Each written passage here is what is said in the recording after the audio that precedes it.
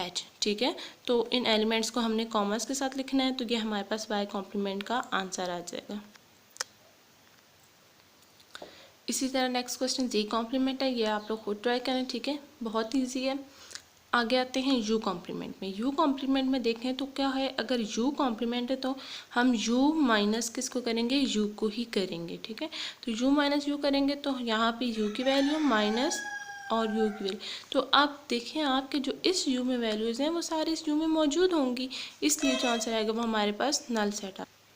अब हम चलते हैं अपने नेक्स्ट क्वेश्चन की तरफ। Question number 4, if u equals to 1 2 3 up to so on 20 तक, a equals to 1 3 5 19, b equals to 2 4 6 to 20, then prove that b complement equals to a complement equals to b, a difference b equals to a and b difference a equals to b।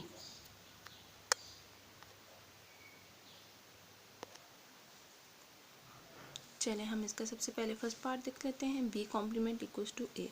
B complement equals to A prove करने के लिए हम क्या करेंगे, सबसे पहले इसकी left hand side ले लेते हैं, ठीक है। लेफ्ट हैंड साइड पे हमने देखा है क्या है हमारे पास, बी कॉम्प्लीमेंट, तो हमें पता है बी कॉम्प्लीमेंट किसके इक्वल होता है, यू माइनस बी।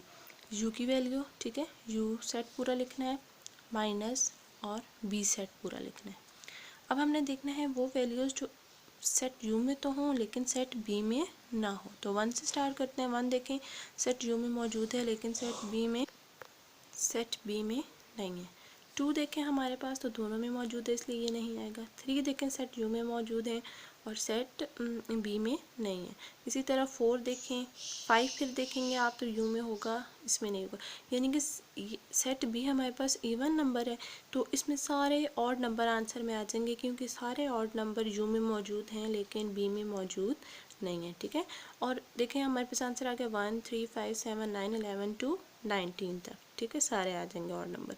अब ये हमारे पास क्वेश्चन में देखें तो ये क्या है, 1 3 5 से 19 तक कौन सा सेट बन रहा है, ए। तो हम कह सकते हैं कि ये सेट कौन सा सेट है, ए, ठीक है। तो ए हमारे पास कौन सा साइड में गिवन था, राइट हैंड साइड के, तो हमारे पास लेफ्ट हैंड साइड का आंसर और राइट हैंड साइड का आंसर इक्वल आ गए, तो हमने ये प्रूव कर दिए। इसी तरह A complement equals to B, A complement left hand side ले ली, ए कॉम्प्लीमेंट यानी कि यू माइनस ए, ठीक है। सेट यू लिखा हमने माइनस सेट ए लिखा, ठीक है। अब हमने देखना है कि वो एलिमेंट्स जो सेट यू में मौजूद हों और सेट ए में मौजूद ना हों। तो 1 से स्टार्ट करें, 1 दोनों में है। 2 देखें, 2 हमारे पास यू में है, ए में नहीं है, वो आ जाएगा। 3 फिर दोनों में होगा, 4 फिर यू में होगा और 5 में नहीं होगा, तो सारे हमारे पास कौन से आ जाएंगे, इवन नंबर, क्योंकि सेट ए हमारे पास ऑड नंबर है, ठीक है। तो सारे इवन नंबर्स आ जाएंगे। अब क्वेश्चन में देखें तो जो इवन नंबर का सेट था उसको उन्होंने कहा है कि वो सेट बी है, तो यहाँ पे हम लिख सकते हैं कि जो इवन नंबर्स हैं वो कौन सा सेट बन जाएगा, बी का।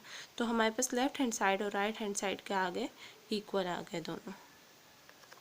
नेक्स्ट पार्ट है हमारे पास ए डिफरेंस बी। ए डिफरेंस बी किसके इक्वल आना चाहिए, हमारे पास ए के इक्वल। हम ए डिफरेंस बी फाइंड करते हैं तो ए माइनस बी लिखेंगे, ठीक है। डिफरेंस का मतलब होता है माइनस, तो हमारे पास क्या आ जाएगा, set A minus set B.